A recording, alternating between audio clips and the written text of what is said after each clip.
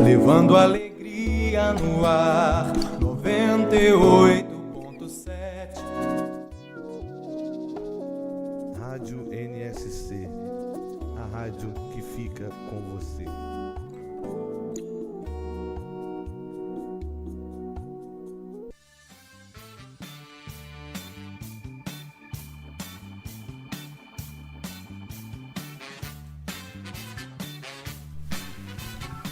Estamos iniciando mais um programa Viva Voz Saúde, pela nossa querida rádio Nossa Senhora de Copacabana, aqui no Rio de Janeiro.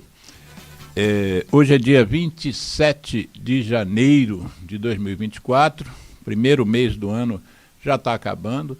É uma rapidez impressionante, né? A gente precisa pôr o pé no freio, porque daqui a pouco chega o carnaval, papá, daqui a pouco acabou também 2024. Mas vamos aproveitar esse nosso sábado hoje juntos e vamos conversar sobre um aspecto diferente das questões que a gente costuma trazer aqui. Nós vamos basear o programa numa questão específica, que é a formação do profissional médico. A profissão é uma profissão antiquíssima, muito desejada, né, pelas pessoas. Todas as vezes que a gente faz pesquisa de quais são as carreiras que têm mais preferência das pessoas, a medicina está sempre na liderança. É um dos vestibulares mais difíceis, de uma concorrência absurda. Depois o nosso convidado vai falar um pouco, eu perdi um pouco essa estatística de quantos candidatos por vaga, e nós vamos tentar falar sobre a questão humana, né? A medicina é uma profissão que lida com gente, basicamente. A gente até usa as máquinas, mas para ajudar a gente. E a empatia e o humanismo fazem parte da nossa profissão, né? A gente rende mais, a relação médico-paciente rende mais, quanto mais humano o profissional for. Então vamos falar um pouco sobre isso, porque a gente está num momento também de extremo avanço das tecnologias, né? O nosso programa tem o título hoje de Ensino Médico, Humanismo e Tecnologia são compatíveis. Esse título, como sempre, eu peço ao convidado para dar, né? Porque, de uma certa maneira, o convidado dá o norte de como é que ele gostaria que o programa corresse. E esse foi a sugestão do nosso convidado. O convidado é um amigo antigo, um professor já com tradição na profissão de ensino médico. Ele é professor titular de pneumologia e tisiologia de uma das principais faculdades de medicina do Brasil, que é a Universidade do Estado do Rio de Janeiro. Ele já foi pró-reitor da mesma faculdade, já foi presidente da nossa Sociedade de Pneumologia e Tisiologia do Rio de Janeiro, a SOPTERJ, é o coordenador da Câmara Técnica de Cirurgia Torácica e Pneumologia do nosso Conselho Regional de Medicina e, acima de tudo, para mim é um amigo, né? Então, para mim vai ser um prazer fazer esse programa, entrevistando, conversando com esse amigo tão querido. Eu me formei em 78, meu convidado se formou em 88, 10 anos depois, mas apesar de eu ser teoricamente um decano, em relação a ele eu tenho que tirar o chapéu à produção científica eu tive fazendo uma pesquisa a seu respeito, apesar de eu não ser da ABIN, eu tive pesquisando e vi que, você tem uma produção científica imensa, né? Participação em congressos praticamente todos, mais de 130 artigos científicos, tem lá o jeito vai na BIM, mas só o Google já é o suficiente, não precisava de tanto esforço assim para devassar a vida das pessoas. Mas, Rogério Rufino, se apresente aqui para os ouvintes, para a gente começar então o nosso bate-papo. Boa tarde a todos. Obrigado, Alexandre Milagres, pelo convite. É um pneumologista extremamente atuante e na área um incansável, né? Organizador de conscientização antitabágica no Brasil, né? E aos ouvintes, hoje vai ser bastante agradável, porque nós já temos várias décadas de formado como médico, e durante esse período a gente aprendeu a conviver o que é o ato médico, como nós devemos proceder em vários momentos, e a gente vai falar sobre o ensino médico, mas é claro que a gente não vai ser maçante para detalhar algumas coisas, e sim para a gente demonstrar que houve de 78, 88 e agora 2024, houve um avanço absoluto no conhecimento da saúde e não pode ser a mesma coisa, né? Temos que avançar, temos que diminuir. Isso vai ser bastante interessante. Por que você botou a questão do humanismo no título do programa? Hoje em dia, existe uma realidade de distanciamento das pessoas. A compreensão do afeto ou da proximidade e do relacionamento social, ela está cada vez um pouco mais esgarçada. Pela violência urbana, em que os familiares eles cerceiam ou até quase aprisionam os seus filhos e ficam monitorando todos os seus passos, inclusive com celular ligado com o GPS. Então, a liberdade, os atos, eles são ensinados. E às vezes não são só ensinados pela família, eles são ensinados no contexto social, em vários locais. Uhum. E isso faz com que, às vezes, há um comportamento menos humanizado. E o que foi a fuga da sociedade nesse tempo, no mundo? É a procura dos meios sociais digitais, que às vezes eles são irreais. Uhum.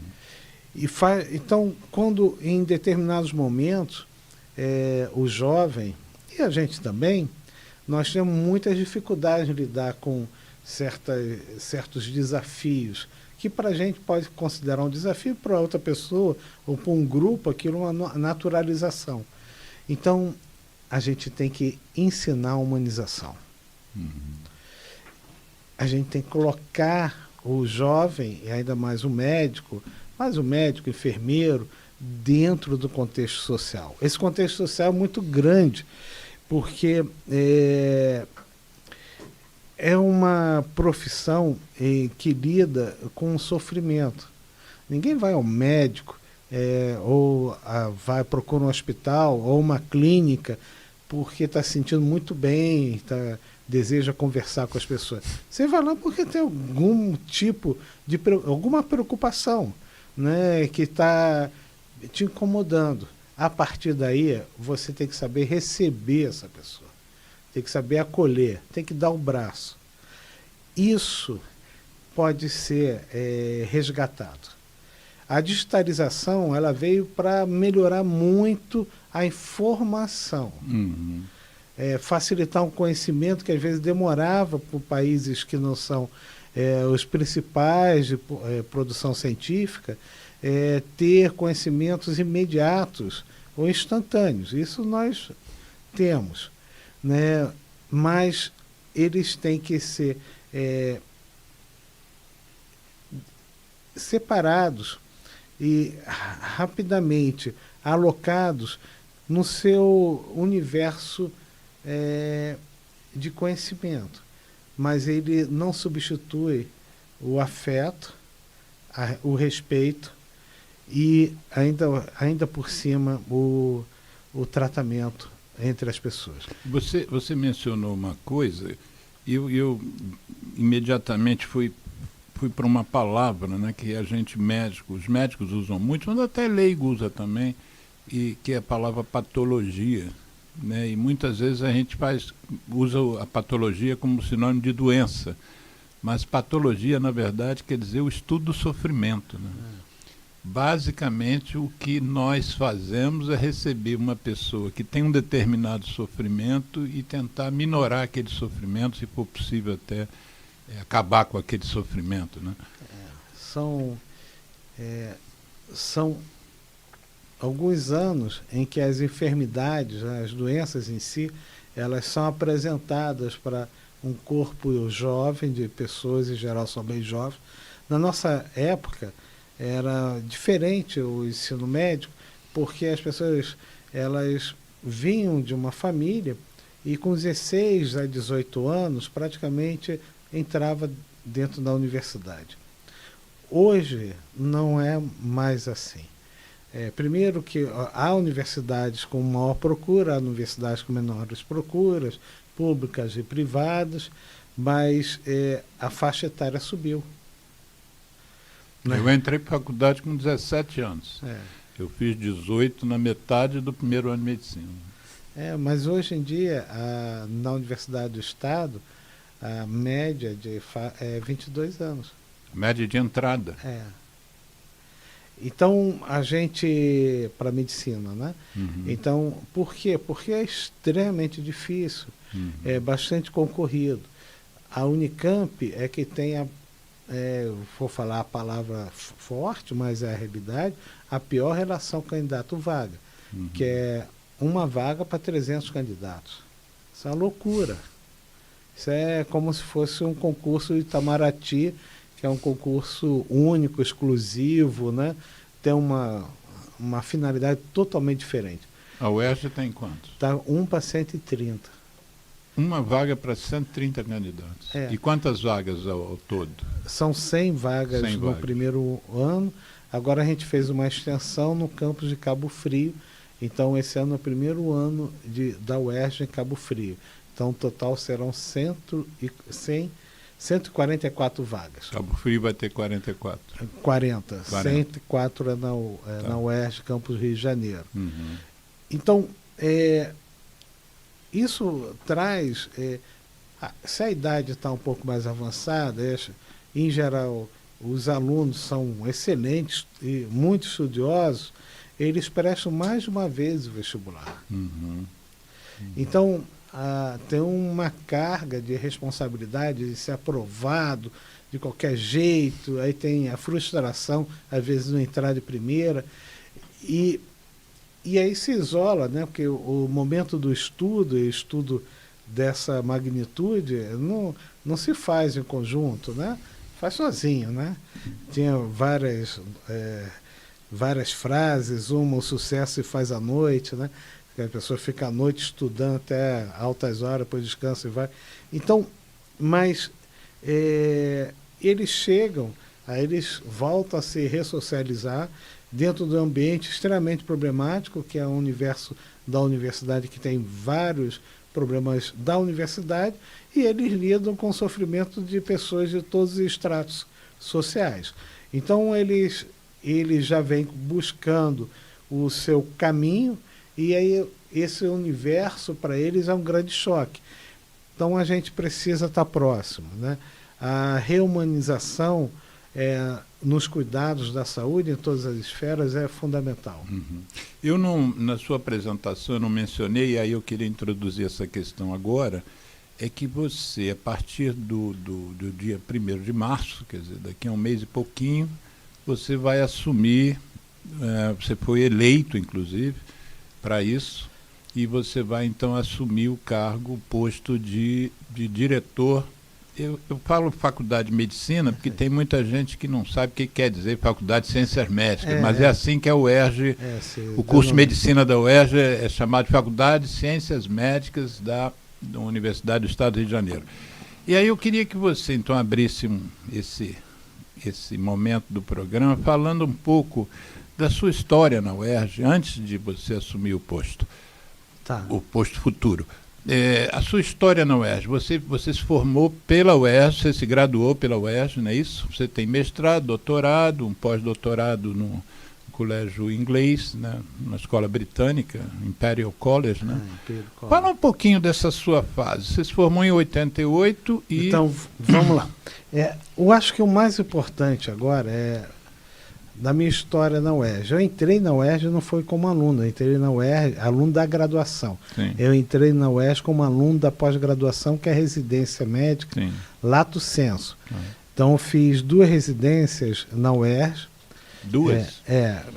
Primeiro em clínica médica que na nossa época tinha até entrada direta para pneumologia, porque a residência médica, a formação médica ela é muito complexa, né? Então fica muito difícil só a graduação você considerar muito pronto para exercer toda a atividade como médico. É claro que isso pode acontecer, mas em geral os médicos sentem a necessidade de fazer a complementação sob supervisão. Então isso é um passo da residência médica. E foi uma coisa que agora já existe outra residência. Na UERJ tem jurídica, residência muito profissional, demonstrando que não é só na medicina o tempo é insuficiente para a pessoa se sentir preparada. Não é só no Brasil, não. O mundo inteiro funciona dessa forma. E eu acho até que... Depois a gente vai chegar lá, né? E aí eu fiz a residência em clínica médica, depois residência em pneumologia, foram 5 anos. Virei professor substituto, depois fiz mestrado, doutorado, depois fiz pós-doutorado. Nesse período, sempre vinculado ao UERJ, nesse período eu fui muito estimulado a produzir cientificamente. Eu acho que dentro da universidade, eu acompanho a filosofia do Chagas, acho que o Carlos Chagas estava completamente... aqui se ensina o que se pesquisa. Quando você tem uma... Fala um pouquinho do Carlos Chagas, só para quem não fez a referência. Não, porque é um grande pesquisador brasileiro. Ele, na verdade, foi indicado pelo Brasil para o Prêmio Nobel. Infelizmente, ele não foi selecionado para isso. E o Carlos Chagas, ele foi professor da UFRJ, né? Trabalhou e foi um dos fundadores da Fundação Oswaldo Cruz, ou seja, é uma pessoa extraordinária. Então, quando você está numa universidade em que tem uma preocupação na formação, você participar de pesquisa, tem níveis de pesquisa, claro que tem. Você pega uma pesquisa de Harvard na genética, no limite da ciência, ou você pega uma pesquisa que não é no limite da ciência, mas tem uma importância prática muito grande, como você saber o número de pacientes que você atende, qual o perfil social, qual é a abordagem, qual é o encaminhamento adequado, ou seja, fazer um fluxo protocolar. Então, dentro da universidade, você é estimulado a construir isso. Então, o professor Jansen, José Manuel Jansen, que era o titular da pneumologia, ele me estimulou bastante, né, nesse início da carreira profissional. Não vou falar só início, também durante. Ele era uma pessoa muito capacitada e ele foi um grande... Ele é um grande provocador, né? Então isso é importante você ter na sua vida alguns grandes... Que gerava muitos embates algumas vezes, né? As provocações dele. O tempo todo, mas isso... Mas ele sendo sempre um grande professor e uma pessoa voltada para a educação. Então, quando você... E a gente tinha um projeto. Por ano, ter uma produção, pelo menos de um artigo científico por ano, e uma produção em grupo, né, 2 ou 3 juntos, e uma produção também de um livro, 2 livros a cada 2, 5 anos. Então, isso foi um aprendizado. Você precisa de todo mundo para você desenvolver, né? Não existe isso, você chegar e ser o Dom Quixote em nada. Você precisa das pessoas.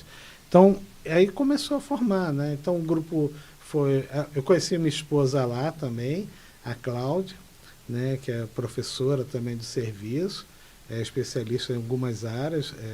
No Brasil ela é uma da referência. Então, Como é que é o sobrenome da Cláudia? Cláudia Costa. Costa. Então isso foi muito bom para mim. Agora... E que virou titular também, né? Virou titular. Em 2022. Isso. Eu quero trazer ela aqui no programa. Tem que convidar, eu já falei com ela. Nós tivemos junto uma apresentação que ela fez sobre DPOC.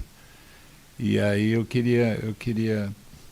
não quero, vou fazer o convite aí para março, abril. Tem que trazer ela realmente é uma potência. Então, eu acho que qual foi o momento importante? Tem alguns momentos importantes numa vida profissional. O momento importante da vida profissional para mim foi a minha ida para o exterior. Isso foi um momento importante. Porque eu desmistifiquei várias imagens que você tem como criança. E indo para Londres, um centro muito grande, que foi o Imperial College, vendo pessoas realmente muito brilhantes, convivendo basicamente com pessoas não inglesas, apesar de ser inglês. Quase todo o centro do National and Heart, Instituto do Coração e Pulmão do Reino Unido, a maior parte que estava lá eram pessoas estrangeiras, né? Tinha um corpo, claro, inglês, mas eram muitas pessoas, poucos latino-americanos, muito poucos, infelizmente, mas muitos europeus e asiáticos. E também um pouco da América do Norte. Eu fiz minha formação também como especialista na França e bate exatamente como você estava dizendo. Assim, um dos meus melhores amigos, que quando viajou, inclusive, me deixou o fogão dele, era do Irã.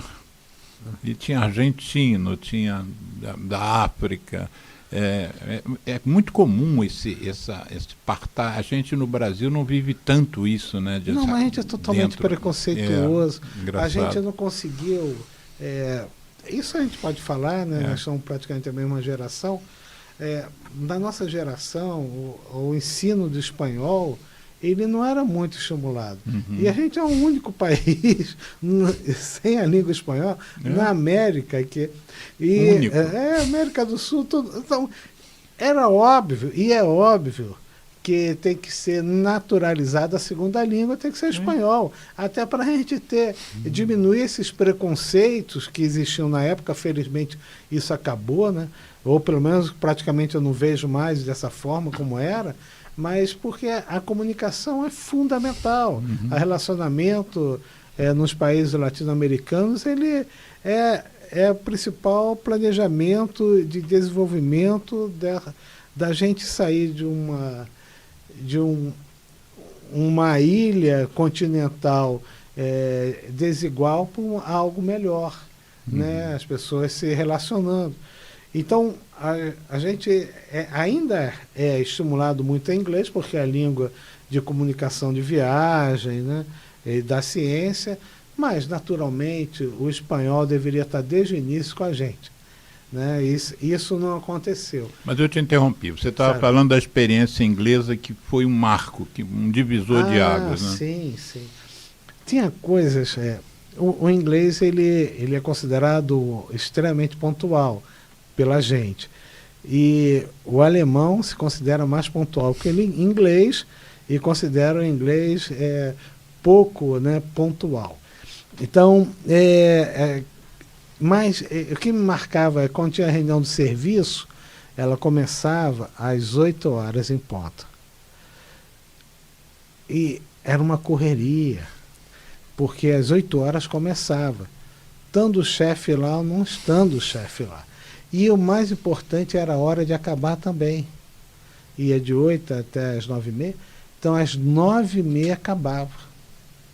Então as pessoas tinham que aprender, primeiro, a pontualidade, segundo, a ser conciso. A síntese, né? Exatamente. Saber o que vai falar.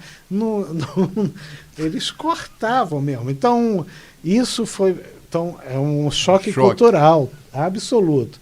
O segundo, que nós temos aqui, um hábito de almoçar sempre fora, né? Uhum. Você sai para almoçar aqui, porque tem muita lanchonete e tudo, e lá não tinha isso, era muito caro. Então, todo mundo levava a sua própria marmita. Então, o mais importante era o local de aquecer sua marmita e o ambiente para você sentar e se alimentar. Então, você já vinha bem organizado com toda essa... Como fosse no colégio, né? A merenda, a que a mãe prepara, isso era a naturalização, inclusive do próprio chefe. Isso o pessoal fazendo pós-doutorado levando marmita. Isso eu achei... E a parte da ciência, há uma facilidade em que nós não temos, eles têm recursos financeiros. Então, quando havia uma necessidade de uma aquisição de um insumo, etc., você solicitava e o insumo chegava. Você tinha a data que o insumo chegasse. Daqui a uma semana ele chega. Não, aqui a gente tem essa intenção, às vezes você consegue comprar, mas tem esse tempo muito maior. Então a nossa velocidade de resposta é menor, né? Então é claro que a gente quer que isso melhore, todo mundo batalha que isso consiga ficar mais próximo a eles, mas eles têm essa resposta. E eles têm uma coisa muito importante, é uma responsabilidade, pelo menos o grupo do Imperial College, uma responsabilidade na publicação científica. Uhum. É revisto várias vezes o artigo antes de publicar para ver se ele está adequado. Então, eles são bastante críticos. Uhum. Isso, eu acho que é um aprendizado. Tem coisas muito boas que aconteceram no Brasil e nos últimos 15 anos e que eu espero que ele retorne, porque a gente sabe que é tudo ciclos. E um foi quando o governo Lula estimulou o intercâmbio de alunos da graduação. É claro que há muitas críticas. Como assim o intercâmbio de alunos? Não, mais médicos, aí tem mais médicos aqui que Sim. traz... E tinha o intercâmbio de alunos da graduação, em geral, né, para outros países, outras faculdades. Uhum. Isso eu acho fundamental. Você abrir o jovem, eu estou falando jovem, que eu fui para fora com mais idade, mas o jovem, aluno da graduação, Uhum. você permitir que ele faça intercâmbio nos melhores centros do mundo, inclusive receber os alunos, né, para cá, e eles virem quais são as necessidades, eles sempre trazem conhecimento e sempre somam. Então eu posso depreender que no seu quadriênio agora 2024 a 2027, você como diretor da Faculdade de Medicina, você vai estimular esse tipo de situação. Você tem que ter os intercâmbios Sul, América do Sul, né? Sul-Norte, então os países, América do Norte, Europa, e tem os intercâmbios Sul-Sul, seria América do Sul com América do Sul. Os dois têm que acontecer. Uhum.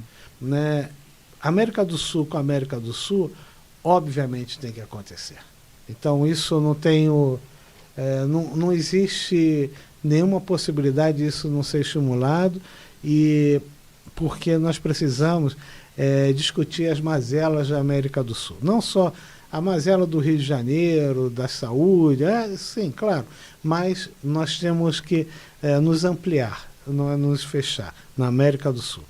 E com a relação com o Norte também, porque eles são muito mais difíceis, a língua em geral mais complexa para muito, mas é adaptável. Uhum. Né? O jovem consegue se adaptar e sobreviver.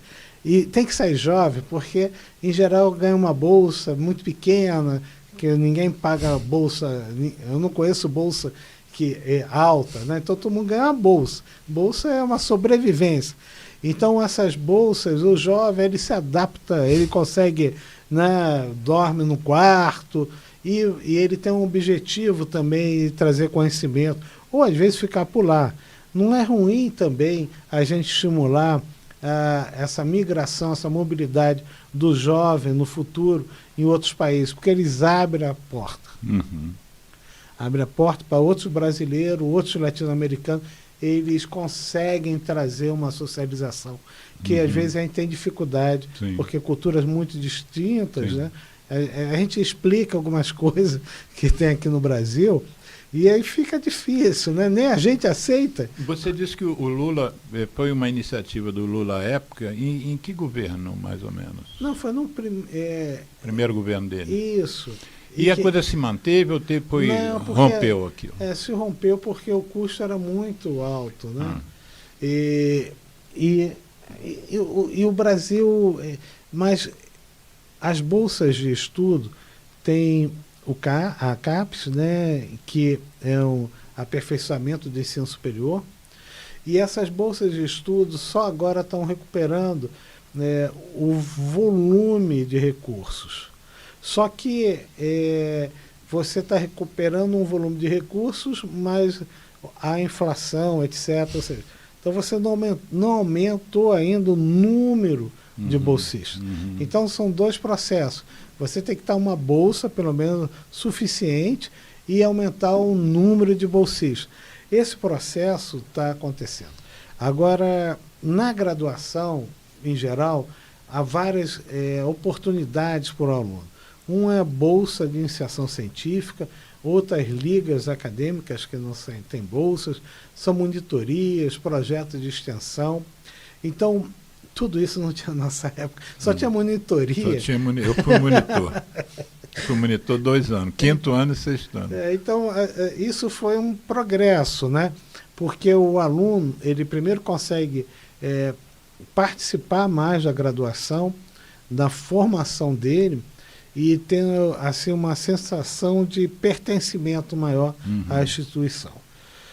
Segundo, as ligas acadêmicas que existem na medicina, e existem em outras áreas, elas foi um processo que surgiu em decorrência, os alunos solicitando ligas, escolhendo o seu preceptor, o seu responsável, que é da área, e os alunos falam quais são as suas necessidades, discute com esse orientador, né? E isso foi fantástico, porque para a faculdade, assim, poxa, nós estamos dando as aulas que eles estão pedindo porque eles querem repetir essa aula, porque eles querem repetir esse conteúdo. Porque é o óbvio, né? Ou porque é muito importante, deveria ter uma carga horária maior, ou porque não foi bem dado. Então, ou porque não teve. Porque também é isso.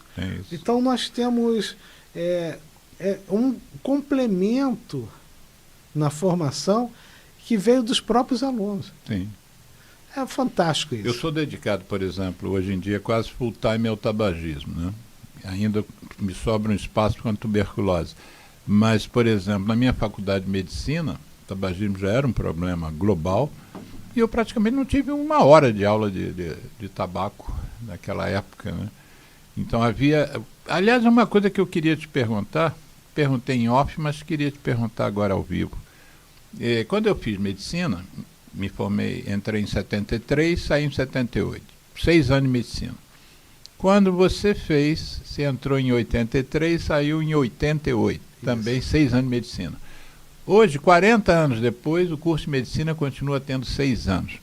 Como é que você explica que tanta informação nova, tantas doenças novas mesmo, por exemplo, o cigarro eletrônico provoca a EVALI, né, que é uma doença que não existia, um nome que não existia na nomenclatura médica, coisa de 4 anos para trás.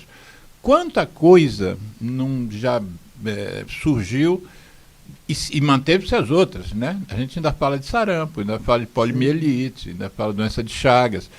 E o curso, como é que vocês conseguiram? Você que tem uma vida universitária lá na UERJ, como é que vocês 35 conseguiram anos. adaptar tanta coisa nova, tanta tecnologia nova, que precisa também de aulas sobre isso, de treinamento, nos mesmos 6 anos? Isso é um... Quando tem as diretrizes curriculares, em que dentro da diretriz curricular você faz o planejamento do seu egresso. A primeira coisa que nós temos que O entender... que é planejamento do seu egresso? Você fala qual é a missão da faculdade, como você deseja que o seu médico esteja formado, quais são o perfil do egresso, o perfil do aluno quando ele se forma. Então, tudo isso as diretrizes curriculares solicitam. Que o MEC é que determina? O MEC é que determina. Mas você tem aí... você não pode avaliar o egresso quando ele se forma. Porque ele está começando, isso é muita covardia. Se você fala, isso não é bom, isso é bom, nós demos certo.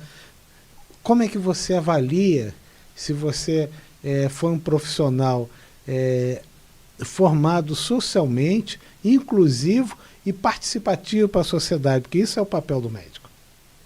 São décadas depois. Não é na hora. Então, a formação do perfil do egresso, provavelmente você vai ter da sua turma. Então, a gente faz uma proposta e acha que nós vamos, quando esses alunos saírem, eles vão continuar essa construção num perfil socialmente, né, social, dentro de um país totalmente desigual, socialmente participativo, dentro dessa desigualdade que nós vivemos, principalmente no Brasil, é o que a gente deseja que eles sejam. Então, nós temos 6 anos para a gente desenvolver. Então, os objetivos são as principais doenças dentro da nossa população. Uhum. Tem a faculdade, é claro que ela abre um universo em que você discute várias doenças, novidades, mas você não pode fugir das principais doenças que afetam a população. Então, isso é o seu carro-chefe. E aí você tem 4 anos e 2, são 2, ou a gente divide em 3. 1 ano e meio de ciclo básico, 2 anos e meio de aulas teóricas, que claro que o aluno vai desenvolvendo, e 2 anos de internato. Então, o internato está bastante flexível. O aluno a gente sabe que o aluno chega, vê um paciente, evolui, discute, e ele roda por várias áreas. E o ano e meio inicial é um processo de adaptação que muitos alunos não se sentem muito próximos à realidade de ser médico, mas outros se sentem atraídos para ser um pesquisador, porque tem muita área básica, muita pesquisa nesse. E os 2 anos e meio é aquele momento que o aluno ele começa a descobrir talvez qual é o seu interesse na área de saúde. Então, e chegou a tecnologia. A tecnologia ela chegou por volta de 1990, 94, 97. Antigamente, você pegou isso muito bem, eu peguei, todo mundo, antes de 90, a gente não tinha internet, né, absolutamente. Meu primeiro computador é em 93. A gente ia para uma biblioteca, tinham boas bibliotecas no estado do Rio de Janeiro, na cidade do Rio de Janeiro, realmente tinham boas. Pegava um livro que eles chamavam Índex Médico, que tinha pelo menos uns 4 dedos de altura. A gente abria e ficava procurando o assunto que a gente desejava, marcava, escrevia no papel, né, não tinha nenhuma digitação, entregava para a bibliotecária para trazer esse artigo. Às vezes não tinha revista no Brasil, e você pagava pelo esse artigo que vinha. Isso, puxa, mesmo assim, o Brasil conseguiu formar maravilhosos médicos. Agora, isso não existe, né? Tudo esse processo que era trabalhoso, porque você, em geral, a biblioteca era a Academia Nacional de Medicina, a FRJ, a Fiocruz, era em algum local dessa que você ia buscar, que eram as grandes. Agora, você pega imediatamente na internet, baixa, né, o artigo, inclusive em inglês, espanhol, português e outra língua. Então, esse processo de aprendizado, ele também tem que ter um filtro. Uhum. Isso tem que ser ensinado na faculdade, né? As informações não se caracteriza uma fake news, né? Uma mentira que é contada com o intuito de passar uma verdade. Mas, às vezes, se caracteriza de uma informação deficiente. Uhum. Então, você tem agora os filtros das principais revistas, que pode cometer falha, e você tem também o excesso da informação. Então, a gente ensina para os alunos as principais revistas, o que ler, como você lê, a metodologia científica, a gente aprimora isso. Antes a gente trabalhava com apostila e livros-textos. Isso ainda existe, né? Muito menos apostila, mais livro-texto. E agora os alunos, eles buscam essas informações em várias... Agora tem até cursos que fazem o seu próprio livro, mas eu acho que a gente está num bom caminho. Uhum. Nós não tínhamos, na nossa época, nós não tínhamos uma faculdade de medicina entre as 100 do mundo. Agora nós temos, a USP é entre as 100 do mundo. Sim. E acho que estão, a USP é 57, dependendo do ranking que colocam, o Brasil então avançou. Uhum. Tem a Unicamp que sempre tenta entrar, mas já está ainda com... Mas é um processo, ela deve entrar, espero na próxima década. A UFRJ, que agora restabelecendo seus fluxos de investimento, ela tem grande possibilidade, e outras. Então, nós formamos muito bem.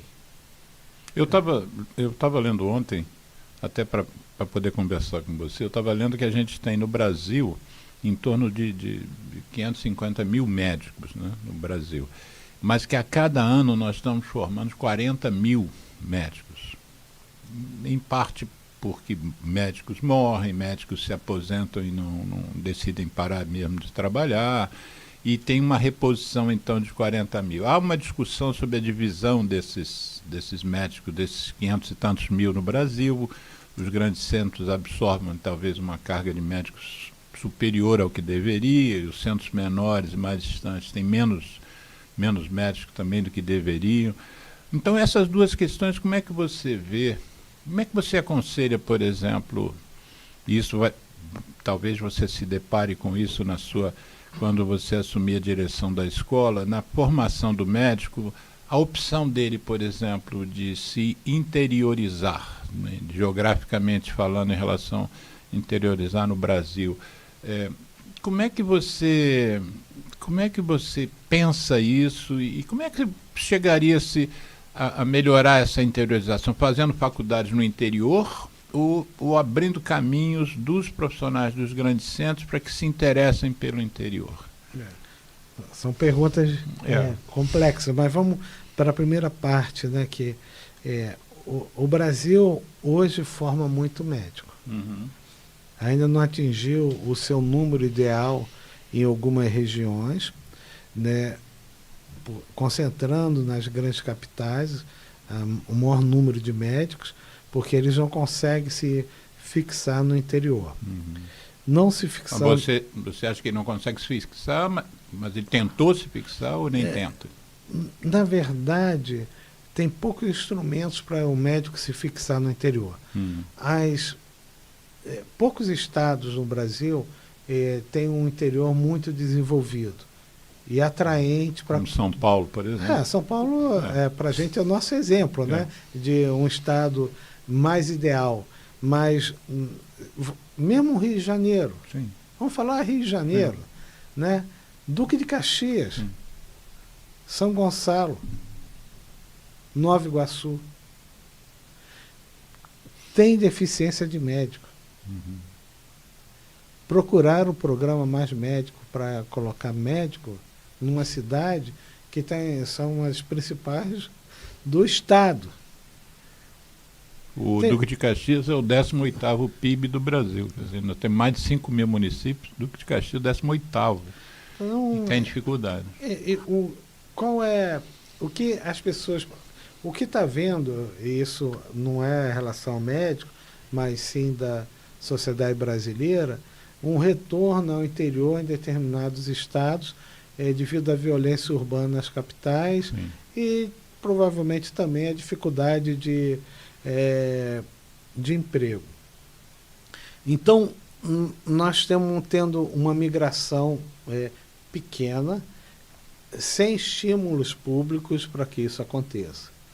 O que todo mundo já sabe, que o que força a pessoa a migrar para o interior, eu não estou falando do interior do Caxias, estou falando do interior em que tem uma população de 4, 5 mil pessoas, mas precisa ter um profissional de saúde ali.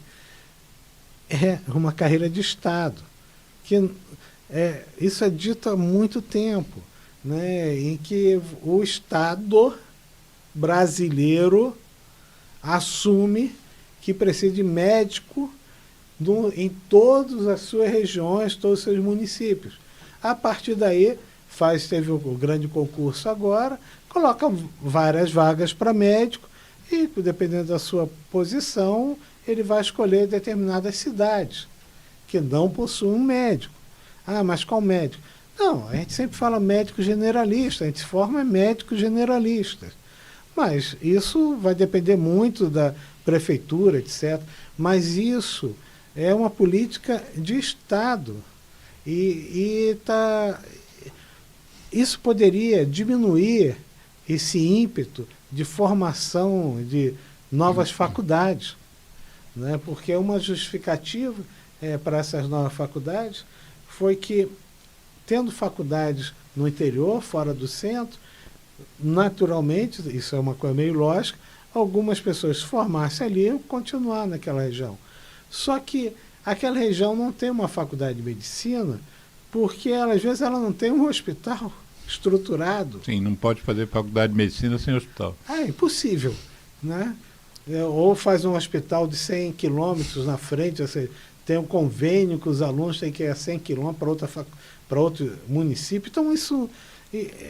houve uma deficiência, né? E a regulação da abertura das faculdades, novas faculdades de medicina, ela é muito difícil. É um problema que é político. Nós não estamos falando aqui da questão se é privada ou pública.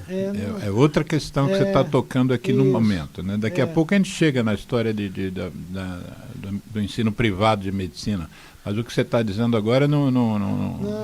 Pode ser pública, pode ser privada, mas não tem hospital, não tem o estímulo. Você falou em estímulos para um profissional querer ir para o interior. Que estímulos seriam esses dados, por exemplo, pelo governo? Que tipo de estímulo? São vários. O primeiro estímulo é quando você cria uma carreira, você tem uma progressão por estar lá e ter uma remuneração mais digna. Então, a primeira é a remuneração. A segunda é um processo de atualização estimulado pelo próprio governo. Como agora tem vários mecanismos digitais, pela internet, cursos. EAD, né? EAD, ele pode se inscrever e fazer o seu mestrado, se quiser, ou um MBA em determinada área, ou especialização. Então, isso é totalmente factível. Até porque a gente sabe quantas pessoas precisam. Né? Não é ilimitado, não, é limitado. Então, inclusive por área. Uma das dificuldades no Brasil é que nós sabemos que algumas necessidades acontece na área de cardiovascular, né? Oncologia, geriatria, né? Que a gente mal enxerga, né? E gineco-obstetrícia. Então, e a medicina intensiva também, a medicina intensiva, mas nós temos que auxiliar o governo nessas políticas públicas para que isso aconteça. Então, a participação, pelo menos na Faculdade de Ciências Médicas, lá da UERJ, Faculdade de Medicina, vai ser sempre uma participação crítica. É a formação crítica do aluno. O aluno, ele tem que ser um desconfiado crônico de todas as ações, né? Mas para isso os professores têm que ser, como você usou uma palavra no início do programa, tem que ser um provocador também, né? Provocar isso nos alunos, né? Alguns alunos, eles já têm esse tipo de comportamento. Outros precisam ser estimulados. Então, uma coisa que também não tinha na nossa época é a formação própria do docente. Existe a pedagogia, né? Mas a formação direcionada para ser preceptor na área médica, né? E aí tem preceptor de residente e tem a própria educação médica que tem desenvolvido durante esses anos. Então, esse mecanismo, você tem que ter um percentual de professores com essa formação. Teria que ter todos, mas isso é uma coisa que não se consegue facilmente, até porque tem que ter dedicação. Mas a gente tendo um percentual e esses auxiliando os outros, você melhora a formação dos alunos. Então, não é só você ser médico e ter um aluno e você passar. Você pode ser extremamente hábil e ótimo, pode ser melhor, você teve uma natureza positiva para a educação, né? Você é um docente nato. Mas, às vezes, você não é um docente nato, é um professor, né? E, às vezes, um professor distante, como nós tivemos. Vários, falando coisas que, hoje em dia, você fica, puxa, completamente errado, né? Então, você precisa ter esses professores natos, ou que aprenderam através de uma formação, ensinando outros professores. É assim que a gente progride. Então, eu estou bastante feliz, né? Porque é uma faculdade muito tradicional, né? E forma grandes profissionais, extremamente competitivos. Só para lembrar os ouvintes que estiverem vendo o programa a partir de agora, que nós estamos falando, no momento, da Universidade do Estado do Rio de Janeiro, que a gente chama de UERJ. UERJ. Mas eu acho que a formação do médico, ela é um grande desafio. Porque as novas tecnologias, elas estão vindo, né?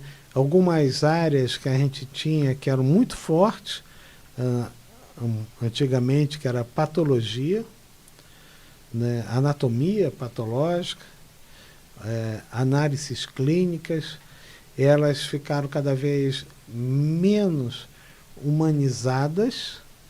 Agora você consegue, através de mecanismos de inteligência, radiologia, inteligência artificial, ter algum nível. Vamos fazer o seguinte. Pode falar. No retorno, vamos fazer um intervalo. E no retorno você vai pegar de onde você está, a questão da inteligência artificial, como é que isso é um desafio. E também queria que você falasse uma outra questão tecnológica, que é a questão da telemedicina. Geraldo, o Geraldo vai colocar uma música da nossa ONG, que fala sobre cigarro, não sei qual que ele vai escolher. E precisa variar isso, hein, Geraldo? Vamos lá. E daqui a pouco a gente volta. Deixa eu pegar aqui um pouquinho d'água. ZY1 201, Associação Comunitária Nossa Senhora de Copacabana, 98,7 FM, a onda que chega ao seu coração. Rua Hilário de Gouveia, número 36, 9º andar, Copacabana, Rio de Janeiro.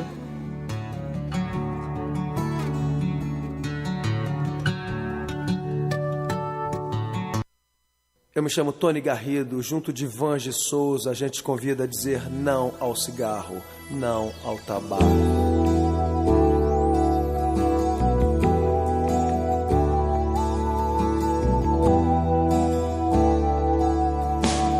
Em meio ao caos da fumaça de tantos carros e chaminés, somado ao ar já pesado, cigarros, charutos e narguilés. É feito estufa, é feito por cada um mais um contra, já são dois a favor do ar mais saudável. Apague o cigarro, acenda o amor. Eu trago a música, Soa bem ao meu e ao seu ouvido. eu trago a música, É o que temos sempre oferecido. eu trago a música, Respiramos melhor o planeta e nós. eu trago a música. Mundo sem tabaco, levante a sua voz.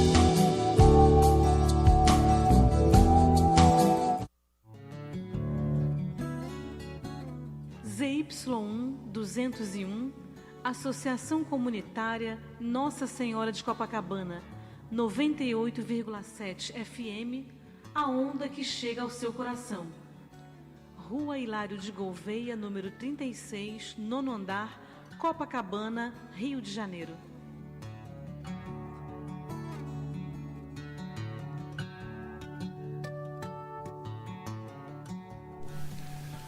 Estamos reiniciando o programa Viva a Voz Saúde deste sábado, 27 de janeiro de 2024. A música que a gente colocou no intervalo foi Eu Trago a Música, que é uma composição do Vange Souza e do Tony Garrido. Trago a música para não tragar a fumaça do cigarro eletrônico, do cigarro convencional e do charuto e do cachimbo e do narguilé e tudo que faz mal à saúde. Nós estamos conversando com o futuro diretor da Faculdade de Ciências Médicas da Universidade do Estado do Rio de Janeiro. Nós estamos falando sobre aspectos da formação do médico, passando pela nossa, inclusive, e pela atualidade e pelo futuro, né? Então, uma das coisas que a gente está vendo chegar em relação a... que já não é nem, a gente não pode nem mais chamar de futuro, mas de presente, é a inteligência artificial. E aí eu interrompi o convidado, o professor Rogério Rufino, para fazer esse intervalo. Nós estamos aqui na rádio Nossa Senhora de Copacabana e eu interrompi na hora que ele ia começar a desenvolver o raciocínio sobre a questão da inteligência artificial e como é que isso pode contribuir, ou, por outro lado, quais são os riscos que isso pode gerar na relação médico-paciente e, enfim, até em questão de emprego, questão de... E abordando também, Rogério, se for possível, a questão da telemedicina. Eu vi uns anúncios recentes que me assustaram. Inclusive, o Poder Judiciário interviu, né, fez tirar o site do ar, mas as pessoas dando atestado à distância, sem ver o paciente, sem nem mesmo conversar nem pela tela com o paciente, dando atestado, provavelmente também fazendo receitas, né, prescrições. A gente, porque tem sempre um interessado, né? Alguém que vende um serviço à distância e o interesse é o lucro, né? Não é a segurança do paciente necessariamente, nem a questão ética, às vezes também não é uma preocupação. Como é que você vê benefícios e riscos da inteligência artificial?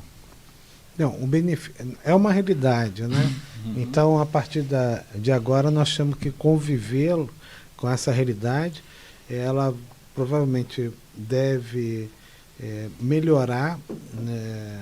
Progressivamente ela vai melhorando, porque você tem uma imagem, então o trabalho de imagem é bem interessante, porque você tem uma imagem e essa imagem, ela às vezes, um quadro, você vê um quadro, você descreve esse quadro, chama outra pessoa que descreve esse quadro, chama outra pessoa que descreve esse quadro.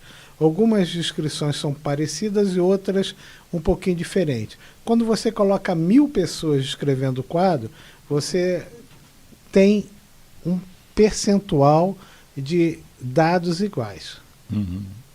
A partir daí, você tem as suas variações. Então, o que nutre a inteligência artificial são as informações dos médicos. E esses médicos são médicos experientes, qualificados, assim. Então, primeiro passo, ela virá para somar. A inteligência artificial virá para somar. As pessoas viverão mais. Segundo, nós temos que ensinar a entender a inteligência artificial. Porque, em geral, os dados são dados meio probabilísticos. Ele dá no final a possibilidade de câncer de pulmão 78%. Numa determinada imagem.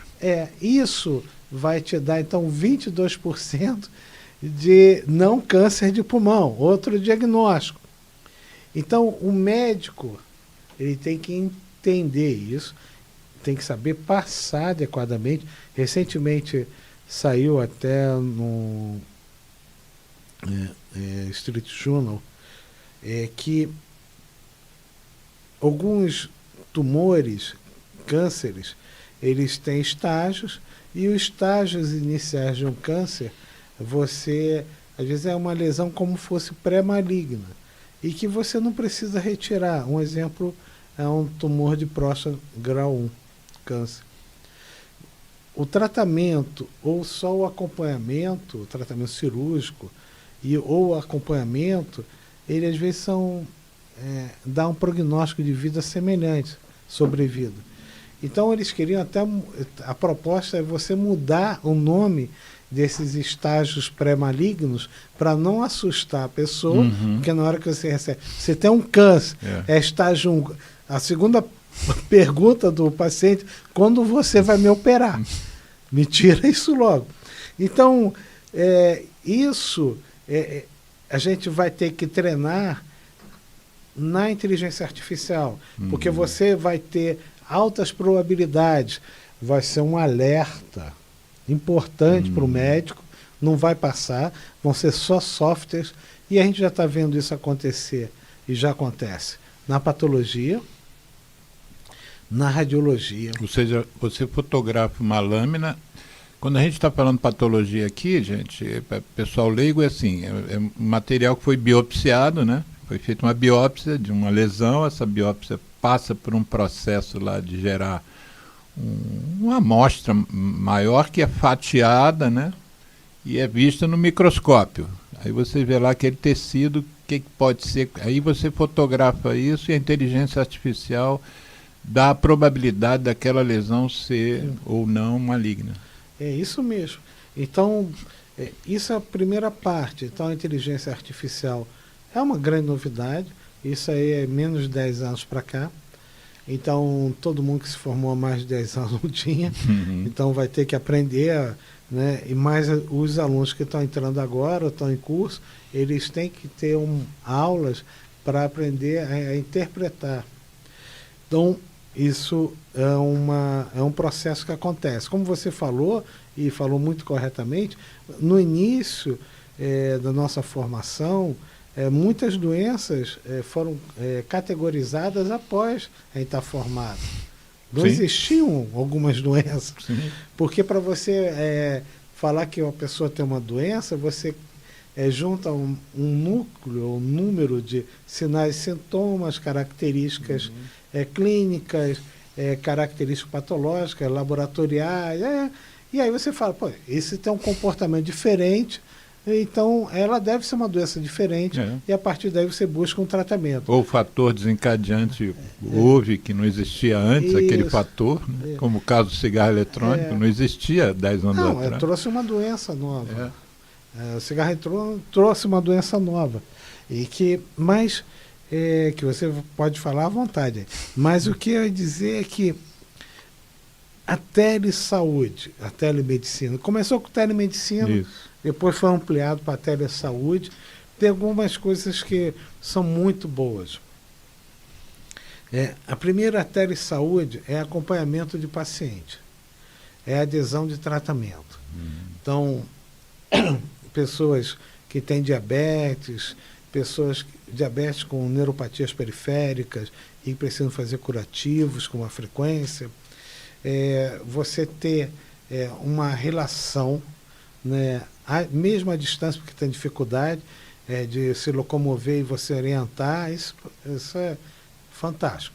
Então, mas é muito difícil na consulta inicial você fazer uma teleconsulta, independente da especialidade, porque na área de médica você examina o paciente e você tem dados que podem modificar completamente o raciocínio inicial seu, ao exame físico.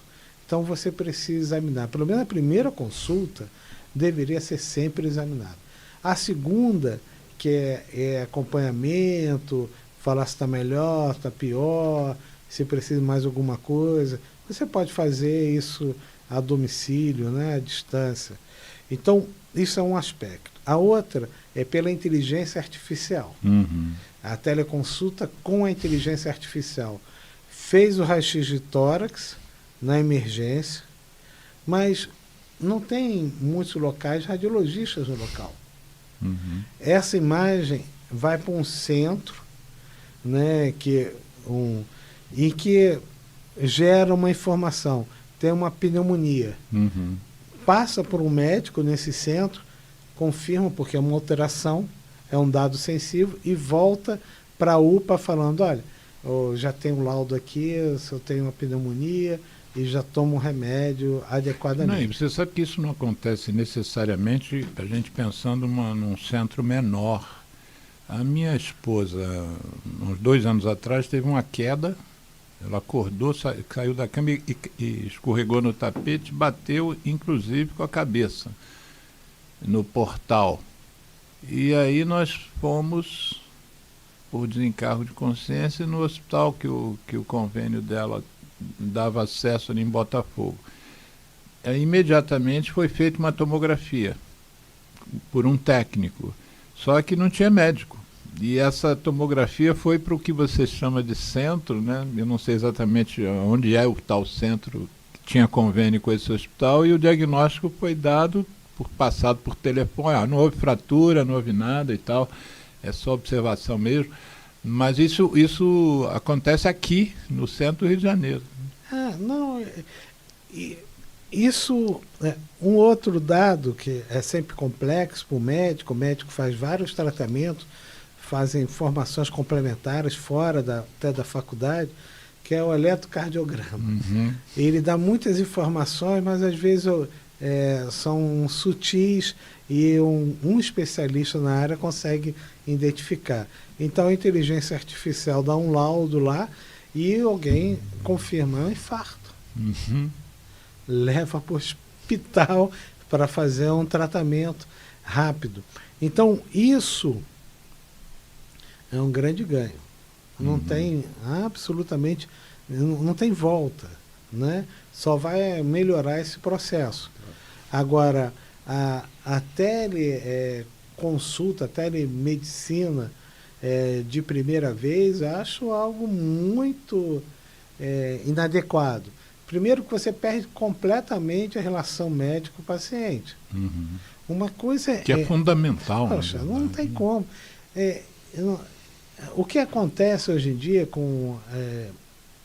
tem muitas pessoas que moram distantes e hoje em dia é uma pandemia, né?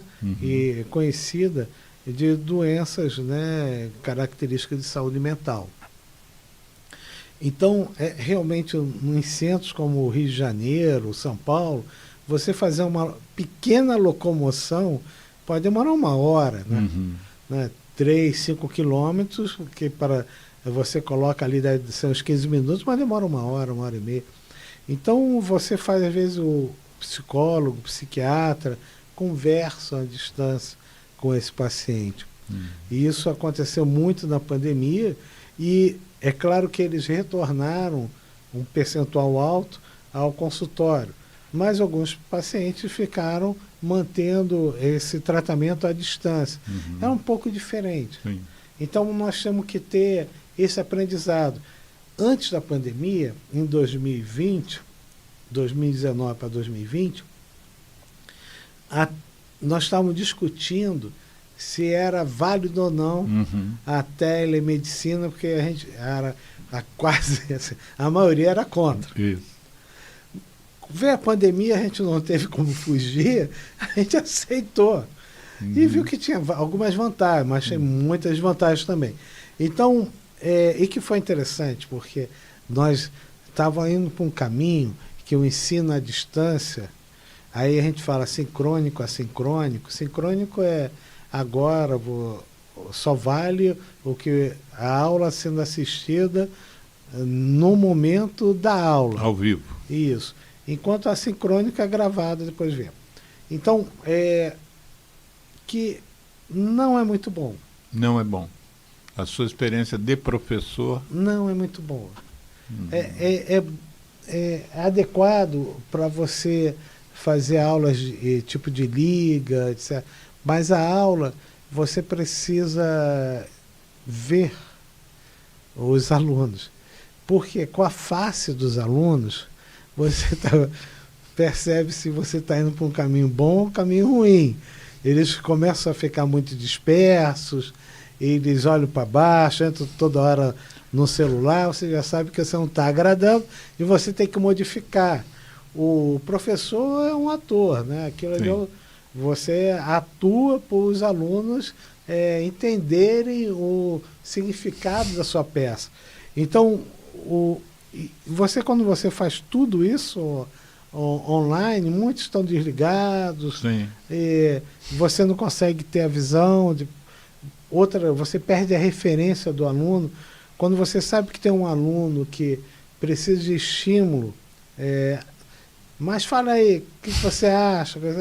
Nunca no intuito de inferiorizar, você busca o aluno para o aluno falar, porque às vezes você busca em geral o aluno que fala mais mesmo, para ele trazer. Alguns alunos da sala falam, esse cara é muito chato, fica aí bajulando o professor, mas isso são técnicas para você, né, movimentar o aprendizado.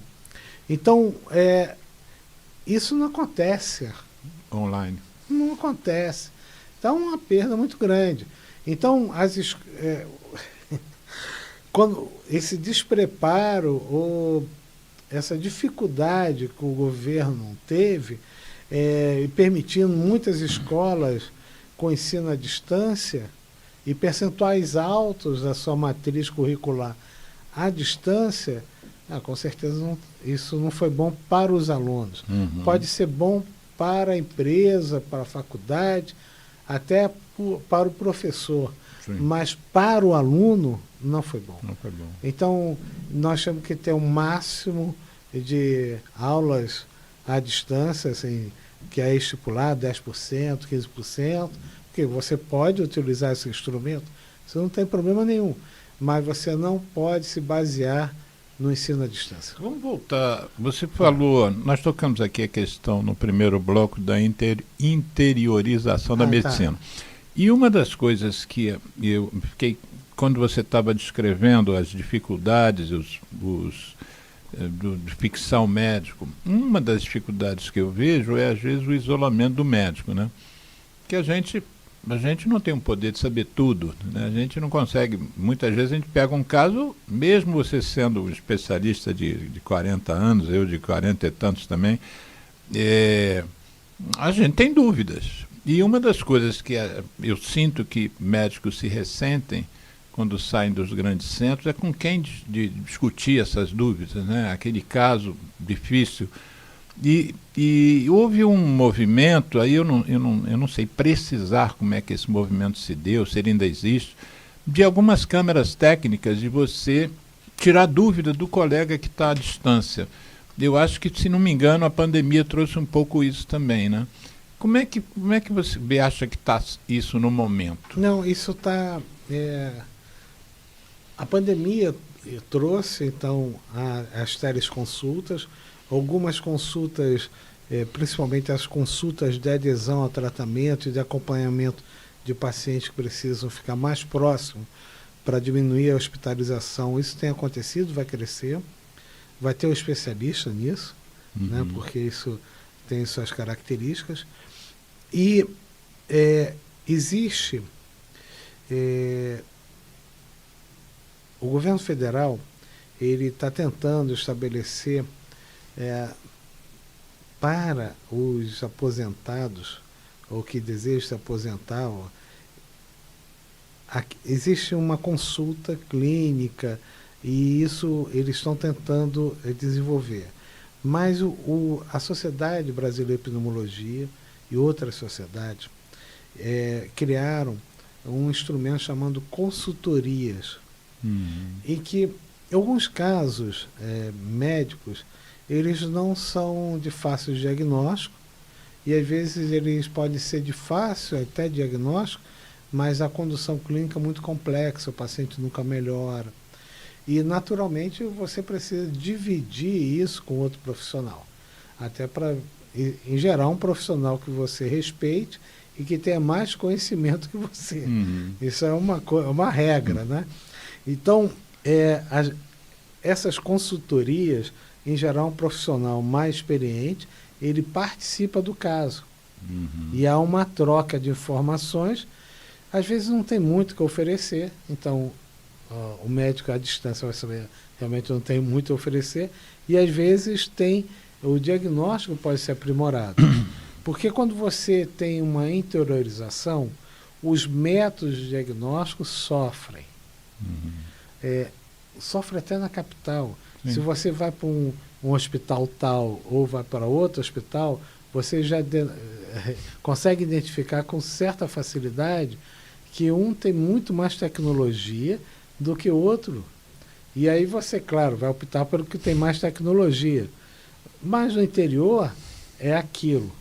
Ou você diz que tem lugares que não tem nem hospital? Ou você encaminha, e que muitas prefeituras fazem, né? São ônibus, são vans trazendo pacientes para o Rio de Janeiro para fazer os seus diagnósticos e tratamento. Isso é completamente descabido, né? Porque você pega 30 pessoas, sei lá quantas, coloca dentro de 2 vans e leva... Na verdade, eles levam para vários hospitais porque eles não têm... Isso, para mim, é uma falta de responsabilidade com a saúde da população. Você tem que ter instrumentos de construção dessa saúde. Isso acontece desde a sua época, né? E da minha, até hoje tem isso. Não tem cabimento nenhum. Então, se você conseguir... Primeiro, a telesaúde pode reduzir isso. Principalmente o retorno desses pacientes vieram porque não tem especialista, porque era muito difícil, mas depois a segunda consulta não precisa vir. Mas nós temos que colocar médicos nessas regiões. Né? Não tem como a gente aceitar isso ser perpetuado no Brasil, né? É perpetuado no estado do Rio de Janeiro. Né? Então, mas a gente tem que trabalhar contra. Então, telesaúde tem seu espaço, né? Não vai substituir a relação médico-paciente, e muitos pacientes eles preferem via consulta. Né? A gente tem... eu converso muito com os pacientes, né? Eu fiz uma história de 36 anos em Curicica, um hospital originariamente do Ministério da Saúde e tal, depois foi municipalizado pela Prefeitura do Rio, cumpri meu tempo lá, né, 36 anos, e a coisa de 2 anos agora eu voltei a trabalhar para medicina pública, para a Prefeitura de Caxias com tuberculose. E eu converso muito com os pacientes, sempre conversei, e por isso, né, por uma certa confiança que eles têm em mim, por exemplo, todos os meus pacientes de Caxias têm meu Zap. E a gente pode pensar, mas isso vai ocupar a sua agenda? Dificilmente eles mandam mensagem. Manda mensagem que eu não vai poder ir à consulta. São coisas que a gente vai construindo, mas não há um abuso dos pacientes. Mas é bom que eles tenham... Eu mando coisas para eles sobre tuberculose, notícias, vídeos, enfim. Mas então, nessa questão de abertura dos pacientes, eles me dizem com muita frequência: doutor, os médicos que eu tenho ido não olham na minha cara. Tem médicos que, quando me atendem, já fazem a prescrição praticamente sem eu ter contado parte da história. Ele ouviu metade da história. Como é que você acompanha essa formação de médicos há tantos anos? Como é que você vê? Existe alguma, por exemplo, uma disciplina sobre relação médico-paciente na UERJ, em que é valorizada essa questão do humanismo, que é o título do nosso programa? Sim, sim. Nós temos a psicologia médica, né? Que é dada em alguns semestres, e isso é uma abordagem comum. Né? Então, e tem que ser. E a outra, nós temos a aula na medicina de família e comunidade. Então, são dois instrumentos distintos. É um curso que na minha época não tinha, não. Essas disciplinas não havia. Então isso é esse treinamento. Mas isso eu vou falar para você. Esse problema é o sistema. Eu vou que nem o Capitão Nascimento, né? Por quê? Capitão Nascimento da tropa de elite. Exatamente. Há uma necessidade dos profissionais de saúde, porque não tem tantas ofertas por região, por bairro, e colocam as consultas médicas por um tempo determinado, e o médico tem que atingir o teto lá, o estabelecido pelo período. Às vezes são 15, às vezes são 20, raramente é 25. Em 15, dependendo do caso, 15 é só a apresentação do nome, que a pessoa começa a falar. Então, isso foi o sistema. Eu fui diretor da Policlínica Piquet Carneiro. Fala o que é a Policlínica. A Policlínica Piquet Carneiro é a policlínica universitária da Universidade do Estado do Rio de Janeiro. Ela é a maior da América Latina em espaço físico e em número de especialidades. E é maior da América Latina? Não tinha essa noção, não. Isso é a nossa propaganda lá. Mas o que acontece é que eu até perdi. Mas aí a Policlínica Piquet Carneiro recebe muitos pacientes. Não, nós estamos falando de tempo de consulta. Sim, e tal. Recebe muitos pacientes e tal. E alguns pacientes, é claro que você deseja atender um número máximo. Deseja atender todo mundo. Não tem um médico que se forma, só os que têm dificuldade em entender o que é um ato médico e vão ser caçados pelo Conselho Regional de Medicina no futuro. Mas o que acontece é que a gente não dá para abraçar o mundo. Não tem como. Então você precisa de organização. Quando a Policlínica Piquet Carneiro foi inaugurada em 1967... Já tem esse tempo todo, né?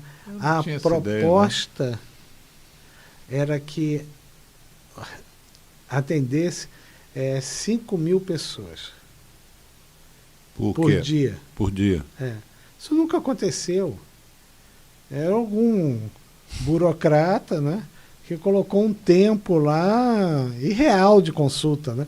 Então, quando a gente atende 1.000, 1.500 por dia, atendeu demais hoje. Né? Então, você tem um tempo de empatia, de conversa, de orientação. Mas agora você consegue imprimir a receita, e algumas receitas são meio padronizadas, tudo bem. Né? Mas, mesmo assim, tem um tempo mínimo, tem que examinar, tem que deitar. Então, tudo isso impede que uma consulta seja tão rápida. E alguns médicos, eles têm ainda possivelmente um tempo maior de início de geração do conhecimento próprio. Claro que tem especialidades, áreas, tipo dermatologia, que existe também a sua anamnese, mas às vezes a lesão é muito clara. Isso. Ou a própria ortopedia. Isso. Então, a consulta é muito pequena. Ou até a psicologia em grupo, né? Em que você faz vários, aí tem um N grande de pessoas atendidas naquele horário. Mas, em geral, não. Então, o sistema, às vezes, impede que o profissional atenda adequadamente. E, é claro, esse profissional atendendo assim, daquele modo, 1 ano, no segundo ano vai ser igual. Né? E cada vez ele vai dar menos atenção. Eu acho péssimo, então a Policlínica Piquet Carneiro não tem tempo determinado. Não tem tempo determinado. Eu fiz uma pesquisa, acho que nesse momento eu era chefe da pneumo lá do hospital, e eu tinha um foco grande no ambulatório. Eu fiz uma pesquisa sobre tempo de consulta. Eu peguei umas consultas inglesas, e vários artigos mostravam isso como um problema, mas dizendo que o tempo médio de consulta para paciente de asma era 6 minutos. 6 minutos. Quer dizer, se você atender em 6 minutos, 10 pacientes, dá 1 hora. Né? Então você às vezes também vê que certos colegas esvaziam uma agenda que seria para 4 horas e esvazia a agenda em 2. Né? Não, isso eu presenciei até com um aluno, um professor que tinha um consultório grande, como esse estúdio aqui. Ele, ao invés de chamar um paciente de cada, ele chamava uns 4. Um ficava com ele sentado em frente, né, e 3 num banco lá no fundo da sala, e era uma coisa horrorosa. Né? Ali eu tive certeza que aquele médico não era exemplo para nada. Nada. Não tinha privacidade. Era exemplo do que não fazer. Né? Exatamente. Não tinha privacidade, queria atender rápido. Ele chegava sempre atrasado e saía mais cedo. Esse é o perfil. Isso. Né? Que a gente faz de tudo para evitar e punir. Vamos lá, Rogério, nós temos 15 minutos para acabar o programa. Tá. E eu queria dedicar esses 15 minutos às suas expectativas como o novo diretor, a partir de 1º de março, de uma das maiores, como eu já disse, Faculdade de Medicina do Brasil. Isso eu imagino para você que seja uma imensa responsabilidade, mas ao mesmo tempo um imenso prazer, porque você se dedica a essa universidade desde que se formou, desde que entrou para lá como professor adjunto, como residente, né? E então você tem aí 4 anos e você já falou algumas coisas assim que você pretende. Uma delas é aumentar o intercâmbio dos alunos sul-sul, sul-norte, para que eles tenham experiências de fora e troquem experiências. Mas assim, num resumo que você pudesse fazer em tão pouco tempo, o que tua cabeça está pensando em termos de UERJ? O que você vai acrescentar na tua carreira e na história da UERJ? Assim? O que você pensa?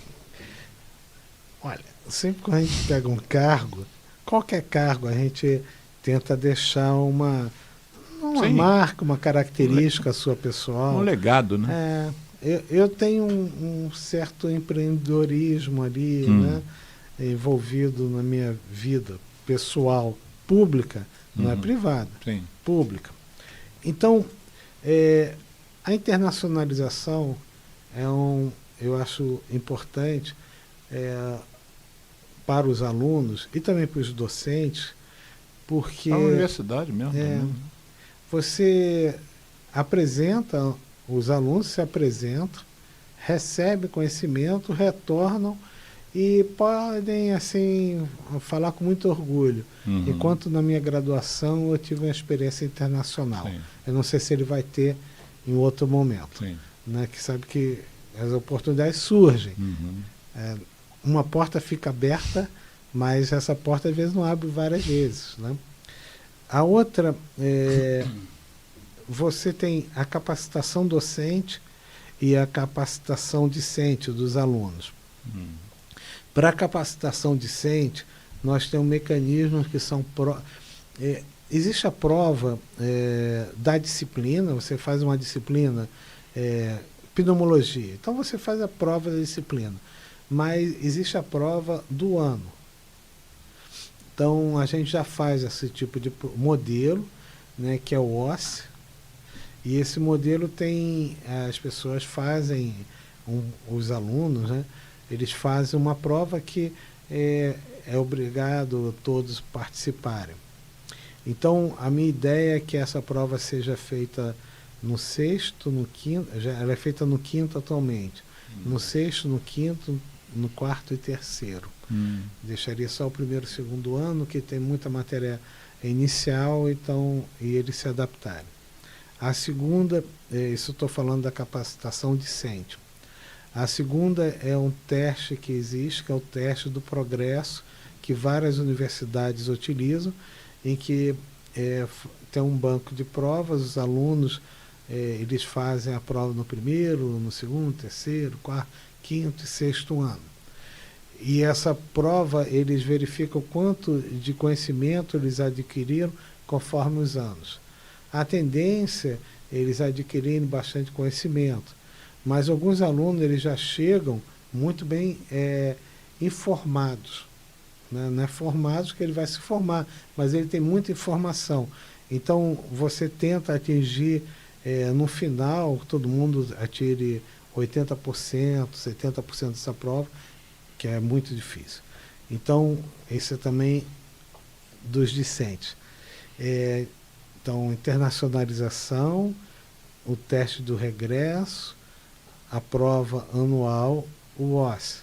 Então, e esses três mecanismos, eles são mecanismos também, critérios de qualidade do próprio curso. Então, eu consigo, assim, ter um pouco de auditoria do curso médico. E se mais da metade for mal, alguma coisa está vendo com o curso. Exatamente. E eu consigo, como a gente vai fazer por ano, sempre quase tudo por ano, nós saberemos quais são os anos que tem maior dificuldade. Então, isso é uma proposta a ser construída. E do docente, seria a capacitação docente. A capacitação docente, nós temos que entender que o Brasil precisa avançar. Nós precisamos muito de lideranças, né? E essas lideranças, a gente estimula, mas o desejo tem que ser da pessoa. Eu quero ir para lá, eu quero fazer aquilo, eu sou o homem, eu estou no topo do mundo. Então, ótimo. Esse eu vou bater a bola para ele ir embora. E aí volta com tudo. Então, a gente precisa internacionalizar pesadamente os docentes. Eles terem a sua experiência, 3 meses, 6 meses, 1 ano, 4 anos, o que for, e voltar para a universidade e criticando tudo, falando que está tudo ruim, porque é assim que a gente cresce. A gente cresce ouvindo as divergências. A gente não cresce só... Quando você encontra uma pessoa que pensa muito parecido com você, você casa com ela, né? Então, como você casa com muito poucas pessoas, você tem que ouvir todas as divergências. Então, é isso que eu desejo dos docentes. Eu vou estimular muito essa saída dos docentes para se aprimorar. Mas tem a USP, tem São Paulo, tem Rio Grande do Sul, tem Amazonas, tem... Sim, não sou eu que determino. Quem vai determinar é o próprio docente. Sim. Mas o importante é ele não se limitar ao seu muro, à muralha ou à instituição, né? Abrir. Eu acho que... Isso é uma tarefa difícil, porque isso às vezes mexe com agendas, né? Agenda de ambulatório, agenda de aula, agenda de...